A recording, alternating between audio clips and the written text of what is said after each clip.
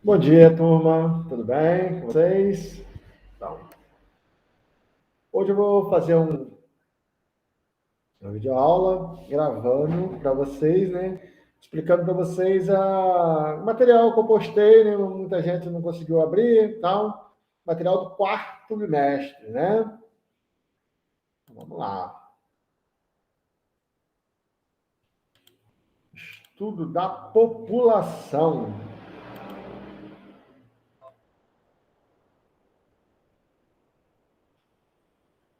Olha só. O estudo da população, ok? O estudo da população é fundamental para o entendimento da realidade quantitativa e qualitativa da mesma. Então, nós estudamos a população, é importante se estudar a população, né? No Brasil existe o censo demográfico, que ele é feito de 10 em 10 anos para quê? Para contar a população, para saber, né, a quantidade, quantos somos, e também a qualidade, como é que vive essa população. Quantos vivem com menos de uma quantidade lá que é considerada abaixo da linha da pobreza, menos de um salário, eu acho que é menos de $1, né? Por dia, considerada abaixo da linha da pobreza. Quantos têm casa própria? Quantos estão desempregados? Quantos têm o ensino médio? Quantos têm ensino fundamental? Então, esse estudo, esse censo, ele é feito para saber a qualidade e a quantidade da pessoa. Então, é para entender a realidade quantitativa e qualitativa da população. Censo é uma coisa bem antiga, né? O livro, quem já leu a Bíblia, é o livro dos números, né? O livro dos números. Por que será que tem esse nome? Por que o livro, né? O livro dos números, que se eu não me engano, eu acho que é o terceiro ou quarto livro da Bíblia. Então, é o livro dos números, né? Por que tem esse nome? Porque foi feito o censo demográfico, olha só que interessante. O censo é feito desde aquela época, bem antes de Cristo, né?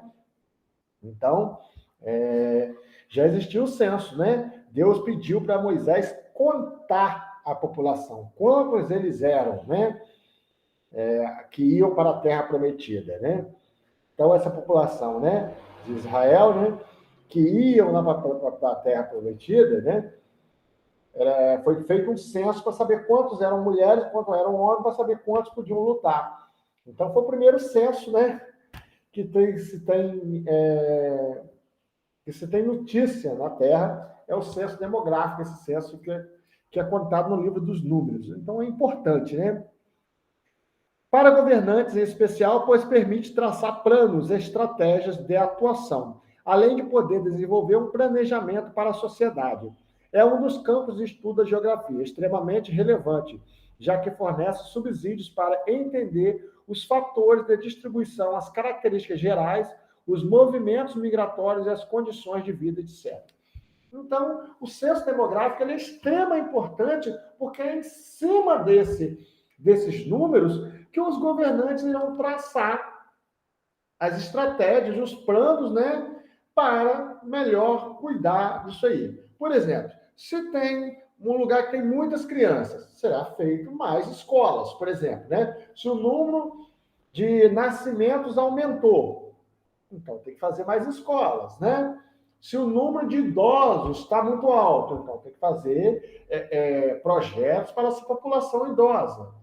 Se tem muitas pessoas desempregadas, tem que traçar estratégias para aumentar o número de empregos, né? Muitas pessoas sem casa, casa própria, déficit habitacional, que é um problema seríssimo no Brasil, em todas as cidades do Brasil. O déficit habitacional, falta de moradias. Então, tem que se traçar planos, estratégias para que essa população tenha moradia. Existem já os planos, né? Existe a casa própria, tal, vários projetos do governo para ir atender. Mas não está sendo suficiente, porque o déficit habitacional está muito grande no Brasil. Então, essa é a importância, pessoal, do censo demográfico, do estudo da população. Isso se chama demografia. Demografia, né? Demo é referente à população e grafia é estudo. Então, demografia é o estudo da população, ok? O demógrafo mede e analisa os fatos, ênfase nos elementos quantitativos referentes à população. E o geógrafo descreve os fatos de seu ambiente, analisando as causas, características e as possíveis consequências, quantitativos versus qualitativos. Assim, geografia da população. Então, distribuição da população pelo globo. Vai ver onde é que tem mais gente, onde é que tem menos gente. A população está bem distribuída no globo terrestre? Não. Algumas áreas são mais densamente povoadas do que outras. Áreas geladas, tem muita gente? Não. Pouca gente. Nos polos, por exemplo, tem pouca gente, né? Grau de êxito, diferenças entre as sociedades humanas. Então, população que é mais desenvolvida, menos desenvolvida, economicamente falando, né? Evolução das condições de vida das sociedades humanas. Então, com o passar do tempo, essas condições foram mudando e estão ainda mudando, né? População e crescimento. O crescimento, como é que se dá o crescimento? A população cresce como? A população cresce, pessoal, quando nasce mais gente do que morre no planeta, né? Quando nasce mais gente do que morre, quando a taxa de natalidade ela é maior do que a taxa de mortalidade, a tendência é a população aumentar. E um país? Como que a população de um país pode aumentar? Também, esse número, taxa de natalidade com taxa de mortalidade, quando nasce mais gente do que morre, nós dizemos que é o crescimento natural ou crescimento vegetativo. Crescimento natural e crescimento vegetativo é quando nasce mais gente do que morre. Quando a taxa de natalidade ela é maior do que a taxa de mortalidade. Isso se chama crescimento demográfico. Se chama, qual o nome desse crescimento? Crescimento vegetativo ou crescimento natural. Mas também pode acontecer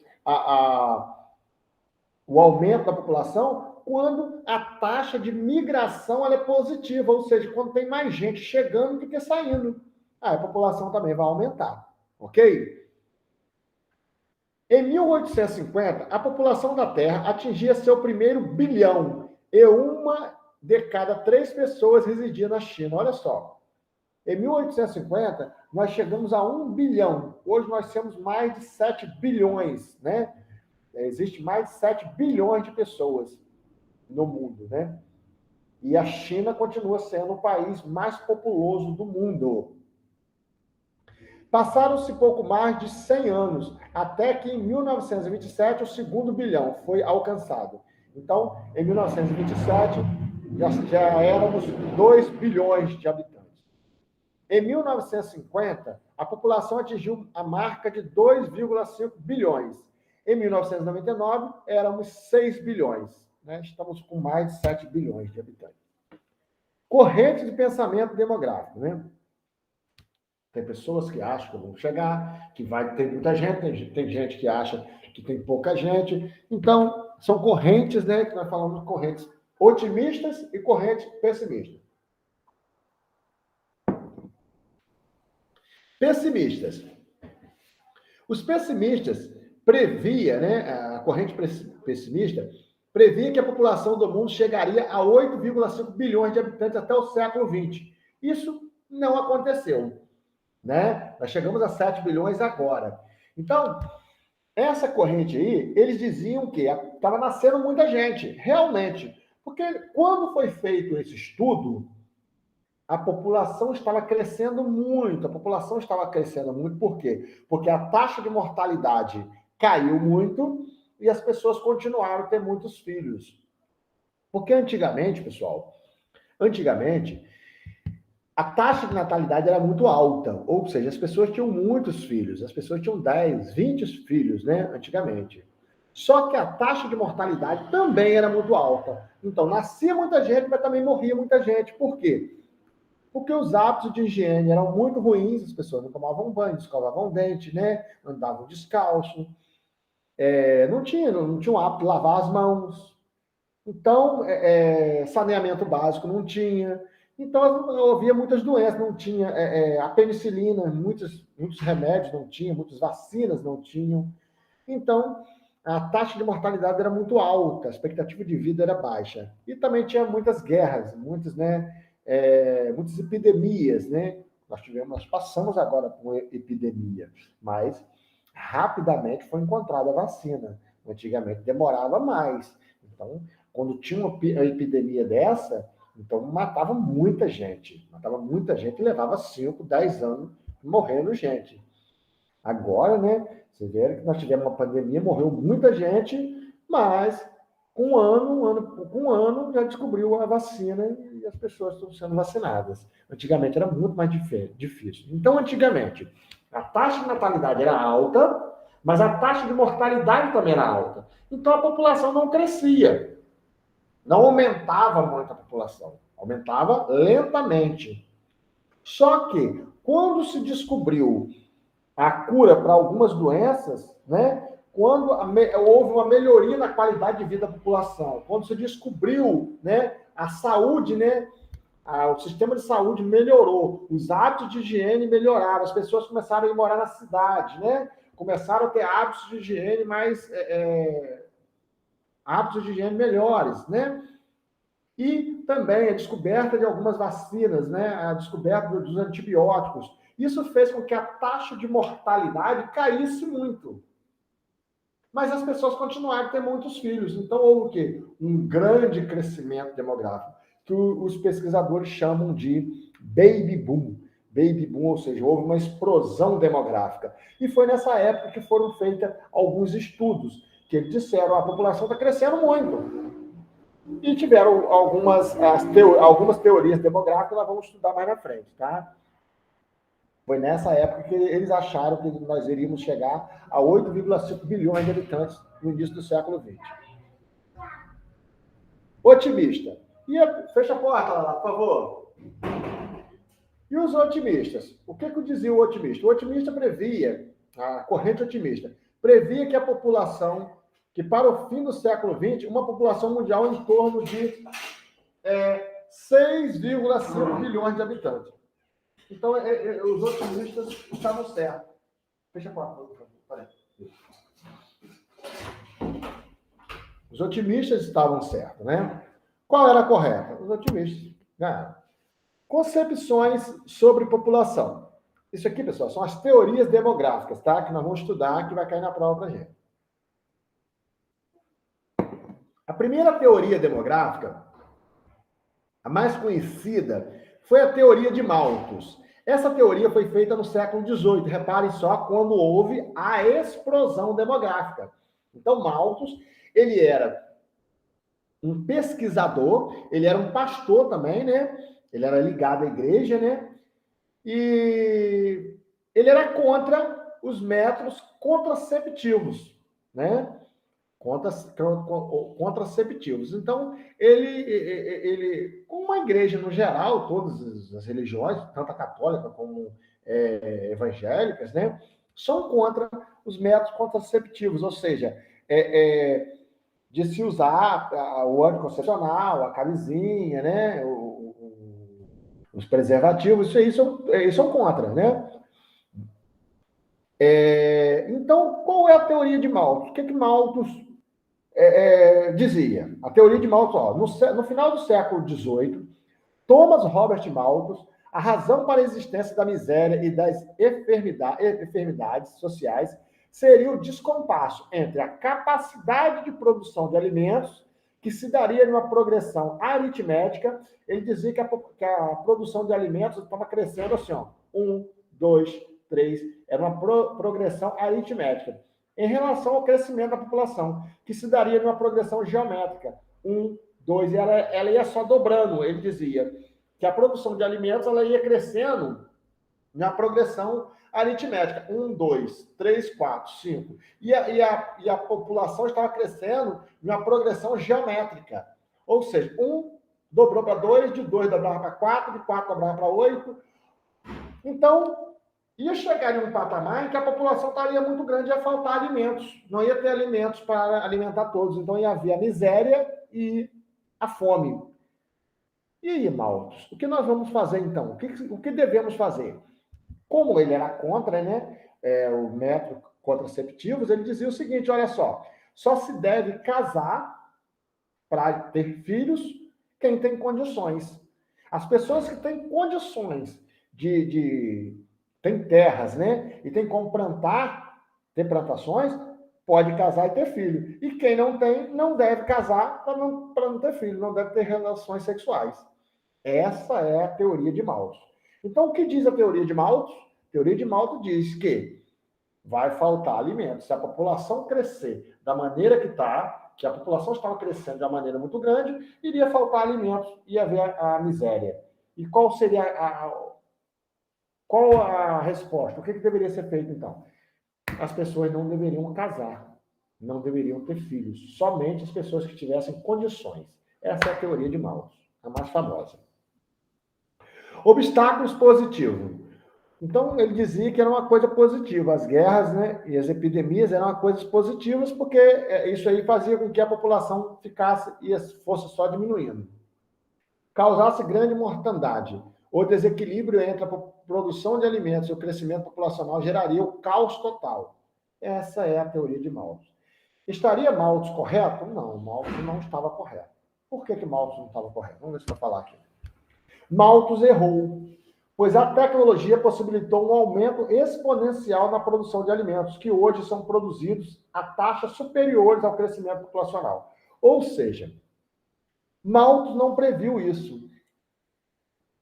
Naquela época que ele fez o estudo, o crescimento populacional realmente estava muito acelerado, né? As pessoas estavam tendo muitos filhos, né? A taxa de natalidade estava muito alta e a mortalidade estava diminuindo por causa da descoberta de alguns medicamentos. Então, houve uma explosão demográfica. Só que, com o passar dos anos, a produção de alimentos começou a aumentar bastante com a Revolução Industrial, né? Os tratores, as máquinas, fizeram com que a produção de alimento aumentasse bastante, como nós já estudamos no bimestre passado, né? Com a modernização do campo. Então, a produção de alimentos que Malthus não previu aumentou demais e a taxa de natalidade começou a cair. Malthus não previu isso. Por que a taxa de natalidade? Por que a taxa de natalidade começou a cair? Porque as pessoas começaram a ir morar na cidade. Então, a urbanização fez com que as pessoas começassem a ter menos filhos. E as pessoas começaram também a usar os métodos contraceptivos, né? O anticoncepcional, principalmente, ele começou a ser disseminado. Então, as pessoas começaram a conhecer esse método anticoncepcional e começaram a utilizar. Então, a taxa de natalidade começou a cair também. Então, a teoria de Malthus, então, Malthus errou. Tendência à estabilização do crescimento populacional nos países desenvolvidos. Olha só. Onde foi que a explosão demográfica diminuiu primeiro? Nos países desenvolvidos. Por quê? Nesses países, a urbanização começou primeiro. Então, o conhecimento sobre os métodos contraceptivos começaram a ser disseminados melhores, mais rápido. Então, lá, a taxa de natalidade começou a cair. E até hoje, pessoal, onde é que se tem a taxa de natalidade menor? Onde é que se nasce menos criança? Nos países mais desenvolvidos. Na França, para vocês terem uma ideia, lá o governo incentiva as pessoas a terem filhos, porque lá está faltando mão de obra, né? Falta gente para trabalhar. Então a população está ficando idosa e não tem jovens chegando. Por quê? Porque a taxa de natalidade está muito pequena. Segundo a Organização Mundial de Saúde, das Nações Unidas, para a população se manter, ela não começar a diminuir, tem que ter mais ou menos a média de 2 filhos por pessoa, por mulher, né? Claro, né? Então tem que ter 2 filhos, mais ou menos, para a população se manter. Abaixo disso aí, a população começa a encolher. Começa a ter menos jovens, menos gente para trabalhar e mais idosos. Então, há um descompasso também. Além de uma desaceleração do crescimento em grande parte dos países subdesenvolvidos, especialmente nas últimas décadas. Então a estabilização, quer dizer, o crescimento demográfico começou a ser muito grande, ele começou a se estabilizar primeiro nos países desenvolvidos e depois nos países subdesenvolvidos. Mas os países mais pobres, hoje em dia, é onde o crescimento demográfico está mais aumentado, são os países mais pobres. As regiões mais pobres do Brasil, principalmente, é onde as pessoas têm mais filhos, é onde a taxa de natalidade está mais aumentada. Na África, por exemplo, nos países da África africana, a taxa de natalidade lá é muito alta ainda. Com isso, podemos concluir que Se há fome no mundo, e no Brasil hoje, isso não se deve à falta de alimentos ou ao excesso de pessoas, mas à má distribuição e à destinação dos mesmos. Nós já estudamos isso aí, né, pessoal? A fome não é porque falta alimentos, falta dinheiro para comprar um alimento. Neomalthusianismo. O neomalthusianismo, pessoal, é outra teoria demográfica. Nós iremos estudar 3 teorias demográficas.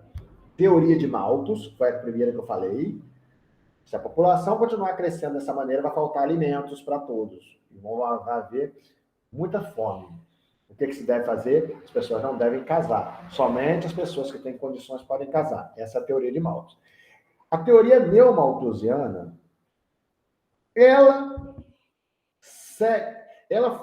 foi feita bem depois, depois da Segunda Guerra Mundial, né? 1945, ou seja, quase 100 anos depois de Malthus.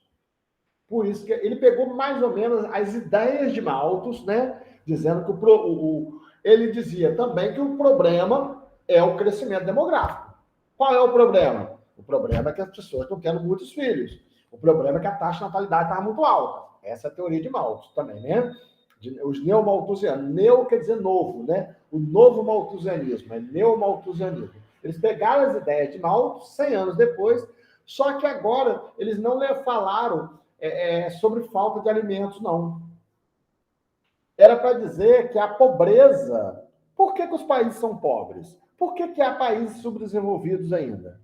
Aí eles dizem, olha, vocês são pobres, vocês são subdesenvolvidos, a culpa não é nossa, não, dos países desenvolvidos, não. Vocês são pobres porque a taxa de natalidade está muito alta e tem muita criança. Então, vocês têm que gastar muito com escolas, né? E não tem dinheiro para gastar com novas tecnologias, com indústrias. Se vocês quiserem ficar desenvolvidos que nem a gente, vocês têm que diminuir a taxa de natalidade. O que os países pobres fizeram? Diminuir a taxa de natalidade. Durante essa época aí, pessoal, houve um drástico controle da natalidade. Muitos países, principalmente a China principalmente, ela criou uma lei lá chamada Lei do Filho Único, em que as pessoas não poderiam ter mais de 2 filhos. Só poderia ter no máximo 2 filhos. Ninguém podia ter mais de 2 filhos. E se tivesse? Tinha que pagar multa. E esse terceiro filho não teria escola, não teria um monte de coisa lá. Então, não poderia ter mais de 2 filhos. O máximo que poderia, a chamada Lei do Filho Único. No Brasil, não foi feita a Lei do Filho Único, mas foi feito várias campanhas, né, para operar, né, operar as mulheres, operando homens, né, para não ter mais filhos. Muitas mulheres, saía ônibus daquele Morro do Coco, vários lugares, saía ônibus, né, lotado de mulher para ir operar. Aí operava, né, operava todo mundo, né, operava para não ter mais filhos. Hoje em dia, se tem uma ideia, se uma mulher tiver 2 filhos, ela quiser operar, ela não consegue operar. Tem que ter mais, 3, 4 filhos para poder operar.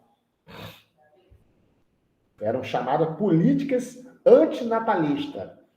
Política antinatalista para quê? Olha, vamos diminuir a taxa de natalidade, não vamos ficar ricos, não vamos ficar desenvolvidos. O Brasil ficou desenvolvido? Não. A China ficou desenvolvida? Não. Então, esse era o problema? Não, isso não era o problema. Então, os neomalthusianos estavam certos? Não.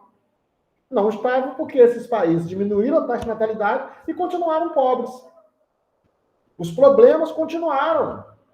Então, esse era o problema? Não, esse não era o problema. Olha só o que diz aqui, ó, neomalthusianismo.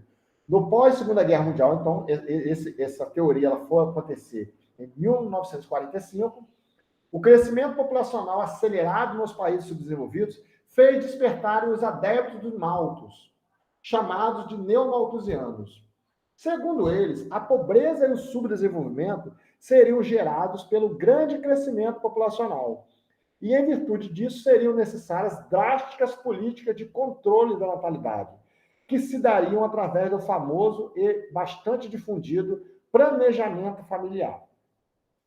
Muitos países subdesenvolvidos adotaram essas políticas antinatalistas. E no Brasil? E o caso da Suécia? Reformista. Opa.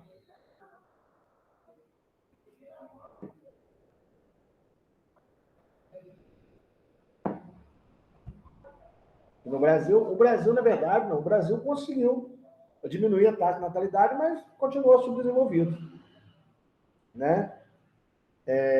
A Suécia é um país desenvolvido, muito desenvolvido, mas que a taxa de natalidade lá era alta. E é um país desenvolvido. Reformistas ou marxistas? Aqui é outra teoria, tá? Teoria reformista ou teoria marxista. Essa teoria, olha só, primeiro eu vou ler, depois eu vou explicar. Consideram que é a própria miséria a responsável pelo acelerado crescimento populacional. Então, enquanto os neomalthusianos diziam o seguinte: vocês são pobres porque vocês têm muitos filhos. Os reformistas dizem o contrário, não. Eles têm muitos filhos porque eles são pobres. Eles não são pobres porque eles têm muitos filhos. Eles têm muitos filhos porque eles são pobres. Você não tem que mandar eles ter menos filhos para eles ficarem ricos. Você tem que dar, não dar riqueza. Você não precisa dar riqueza. Você tem que dar o quê? Saúde, educação, qualidade de vida. Se você der qualidade de vida para a população, eles vão ter menos filhos naturalmente. E foi feito um estudo, pessoal. Onde é que as pessoas têm mais filhos? Onde tem mais analfabeto é onde tem mais filhos. As mulheres que estudam mais são as que têm menos filhos. As regiões onde a população estuda mais, onde tem mais educação, tem menos filhos. Então, o que precisa dar? Precisa obrigar as pessoas a ter menos filhos? Não. É só dar saúde, educação, qualidade de vida. Isso faz com que as pessoas tenham menos filhos. Então, é isso que os reformistas dizem. Você não precisa obrigar as pessoas a ter menos filhos. Você tem que dar condições de vida para a população, da saúde, da educação, que assim elas vão ter. A taxa de natalidade será controlada naturalmente. Olha só. Defendem reforma de caráter socioeconômico que possibilitem a melhoria do padrão de vida da população dos países subdesenvolvidos. Consequência, o planejamento familiar espontâneo e, com isso, a redução das taxas de natalidade e crescimento vegetativo, como ocorreu em vários países hoje desenvolvidos. Então, você não tem que obrigar as pessoas. Os reformistas dizem que você não tem que obrigar as pessoas a ter menos filhos, você tem que dar qualidade de vida para a população. Se você der qualidade de vida para a população, saúde e educação, a taxa de natalidade ela vai ser controlada naturalmente. É isso que a teoria reformista diz. Ou marxista, que é a mesma coisa. Agora, conceitos fundamentais. Para a gente entender demografia, a gente tem que entender alguns conceitos. Um conceito: população absoluta e população relativa. População absoluta, pessoal, é o número total de habitantes. Por exemplo, o Brasil tem 200 milhões de habitantes. É a população absoluta, o número total de pessoas que tem ali. Né? Um país que ele tem muita gente é chamado um país populoso. Um país pouco populoso. E população relativa? População relativa é chamada de densidade demográfica. É o número de habitantes por quilômetro quadrado. Você divide o número de habitantes pelo tamanho do país. Geralmente, esse número, né, da população relativa, ele é dado 20 por quilômetro quadrado. Ele é sempre dado assim, né? Não é só, por exemplo, população absoluta, 200 milhões de habitantes. População relativa, 20 habitantes por quilômetro quadrado. É a chamada densidade demográfica. É a população total em relação à área, ou seja, é a média de habitantes por quilômetro quadrado. Então, um país, quando ele tem a população relativa, né, a densidade demográfica muito alta, nós dizemos que ele é um país muito povoado. Olha só a diferença, hein? País populoso é um país que tem muita gente. País povoado é um país que tem a população relativa muito grande. É uma população que tem muita gente por quilômetro quadrado. Ok?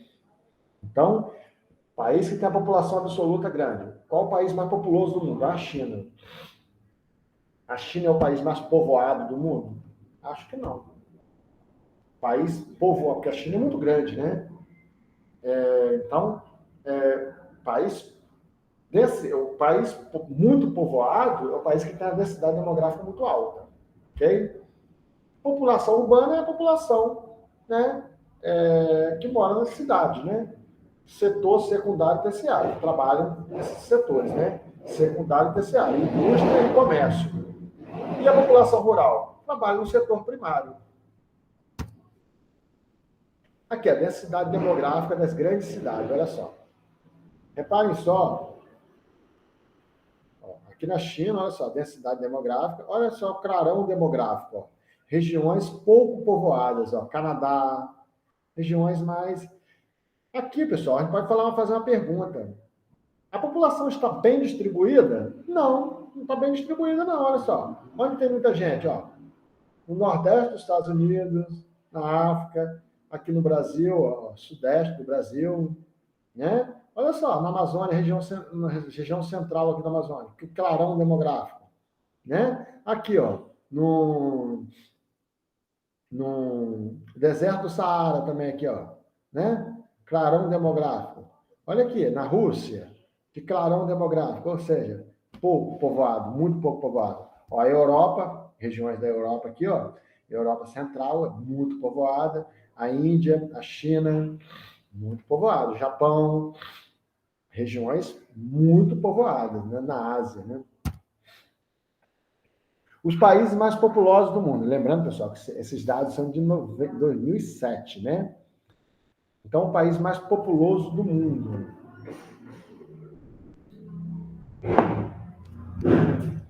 O país mais populoso do mundo é a China. Isso aí aumentou, já está já em 2 bilhões fácil, né?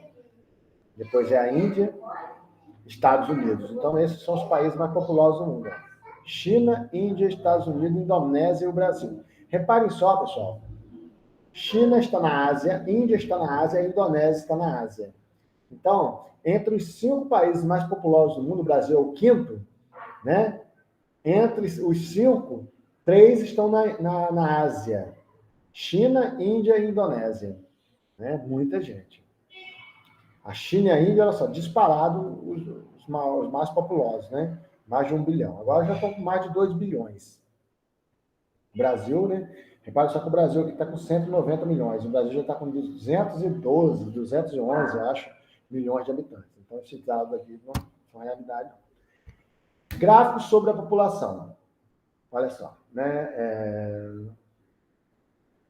Aqui a população, né? Os países aqui, não. Territórios mais povoados. Olha só, pessoal. Os territórios, né, mais povoados, né? Tem densamente, Mônaco, né? Macau, tal. Aqui, popular, olha só como é que é dado os números da população relativa, ó. 28 milhões habitantes por quilômetro quadrado. Então, isso aqui, toda vez que tiver isso aqui, ó, habitantes por quilômetro quadrado, eu estou falando de quê? População relativa. A população absoluta, você vai dar lá 20 milhões de habitantes. Quando tiver habitantes por quilômetro quadrado, eu estou falando de população relativa. Taxa de natalidade corresponde à relação entre o número de nascimentos ocorridos em um ano e a população absoluta.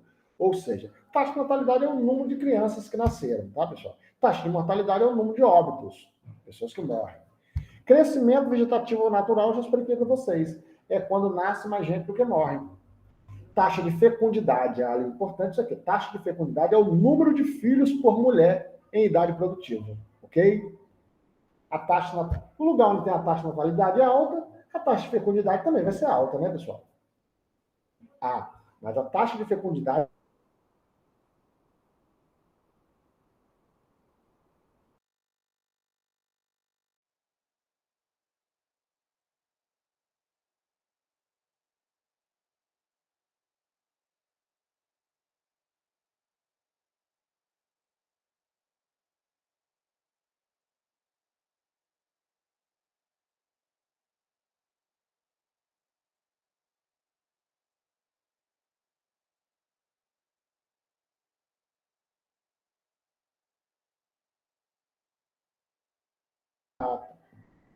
a taxa de fecundidade no Brasil está abaixo de 2. Está abaixo de 2. Olha só. Em 1940, olha só, as mulheres tinham 6 filhos. Em 1950, 6 filhos. Em 1960, 6 filhos. Em 1970, 5 filhos. Em 1980, 4 filhos. Em 1991, 2 filhos. Em 2000, 2 filhos. Repare que a taxa de natalidade está diminuindo. Por quê? O que aconteceu? Em 1970, pessoal, as pessoas começam a sair da roça e ir morar na cidade. Ou seja, o Brasil, que era um país rural, passa a ser um país urbano. Com a urbanização, com a ida para a cidade, com o êxodo rural, as pessoas começam a ter menos filhos. Por que na cidade as pessoas têm menos filhos? Primeiro, mais acesso a métodos anticoncepcionais, né? Contraceptivos. Então, ela tem mais acesso a esses métodos, né? Então, é claro que ela vai usar esses métodos. Para criar um filho na cidade é mais caro também. As pessoas têm que ter menos filhos. Geralmente, na cidade, as mulheres começam a estudar. Quanto mais estudo, menos filho. Trabalho extradomiciliar. As mulheres começam a ir trabalhar fora. Então, para ela trabalhar fora, ela tem que ter menos filho também. Então, esses fatores fazem com que a taxa de natalidade comece a cair com a urbanização. Maior custo para criar filho, acesso a métodos anticoncepcionais, né? Contraceptivos, trabalho extradomiciliar e informação, estudo. A taxa de mortalidade total no Brasil apresentou um grande declínio, ou seja, a taxa de mortalidade começou a cair. Por quê? Houve melhoria na qualidade de vida da população, de 1950 a 1970. E desde então vem caindo em pequenas proporções. Mortalidade infantil, criança menor de 1 ano, de idade que morre por 100 mil nascidos vivos durante o período de 1 ano. A taxa de mortalidade infantil durante os últimos 10 anos do século XX apresentou uma tendência de queda em todas as regiões. Por quê? Houve melhor qualidade de vida da população, né? Sistema de vacinação, antigamente as pessoas não se vacinavam, agora as pessoas se vacinam, existe mais, né? Campanhas de vacinação, métodos de higiene, né? Isso tudo faz com que as pessoas tenham menos, a taxa de mortalidade ela começa a cair. Registrava em média 48 horas por mil nascidos vivos em 2000. 29, entretanto, ainda existe grandes diferenças regionais. A taxa de mortalidade infantil na região Nordeste, por exemplo, é cerca de 2 vezes a taxa observada nas duas regiões. Onde é que a taxa de mortalidade infantil é maior no Brasil? Na região Nordeste. Por quê? Porque é a região mais pobre que tem. Olha só. Vamos? Recenseamento ou censo. O que é o censo demográfico? Já falei com vocês, né? É a coleta periódica de dados estatísticos de um determinado lugar.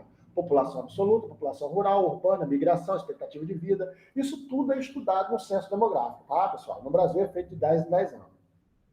Expectativa de vida. O que é expectativa de vida? Corresponde à quantidade de anos que vive, em média, a população. Onde é que a população tem maior expectativa de vida? Nos países mais desenvolvidos. Por quê? Porque lá eles têm melhor qualidade de vida, saúde melhor, né? Sistema de saúde melhor, né? Claro, né? Então, isso tudo faz com que a qualidade de vida faz com que as pessoas vivam mais. Isso se chama expectativa de vida. A expectativa de vida do brasileiro é de 62 anos, agora está em 72, ou seja, aumentou. É por isso que há um problema também. Então, o brasileiro se aposentava com 60 anos, agora eles botaram para aposentar com 62.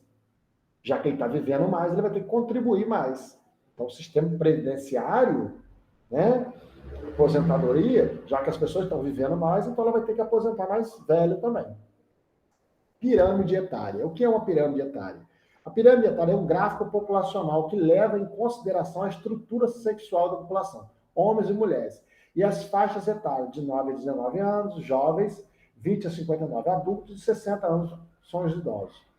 A estrutura da pirâmide etária é a seguinte: a base, a parte de baixo da pirâmide são os jovens. Se a parte de baixo da pirâmide é muito larga, quer dizer que a taxa de natalidade é alta. Quer dizer que ali está nascendo muita criança, quer dizer que ali tem muitos jovens, geralmente de países pobres, que nasce muita criança, né? A parte do meio são os adultos. São essas pessoas que trabalham para manter a parte de cima, que são os aposentados, e a parte de baixo, que são as crianças. E o topo, lá em cima, o ápice, corresponde ao número de idosos. Quanto mais largo é o topo, quer dizer que tem muito idoso. Expectativa de vida alta. Geralmente acontece isso onde? Países ricos. Olha só. Nós temos aqui duas pirâmides etárias. Repara só que a pirâmide da África, olha só, em cima está fininho e embaixo está larga. Essa é a pirâmide etária de país pobre. Geralmente o país, quando ele é pobre, a pirâmide é assim, ó, base larga e o topo estreito, ou seja, muita criança, pouco idoso. Já olha só, na Europa, olha só, base estreito, quer dizer, pouca criança, o corpo bem largo, e em cima também está bem largo, olha só, 80 anos ou mais, ó, bastante idosos, né? Mais mulheres do que homens. Ou seja, expectativa de vida alta, taxa de natalidade baixa. País rico. País pobre, taxa de natalidade alta, expectativa de vida baixa. A pirâmide etária brasileira, pessoal. Repare só que ele botou duas pirâmides etárias, como era e como está. Ou seja, em 2000, ele projetou, em 2035 nós estaremos assim. A pirâmide etária brasileira, ela ainda está com a base bem larga e o topo estreito, né? País pobre, subdesenvolvido. O Brasil é um país pobre, subdesenvolvido. Mas a tendência é o quê?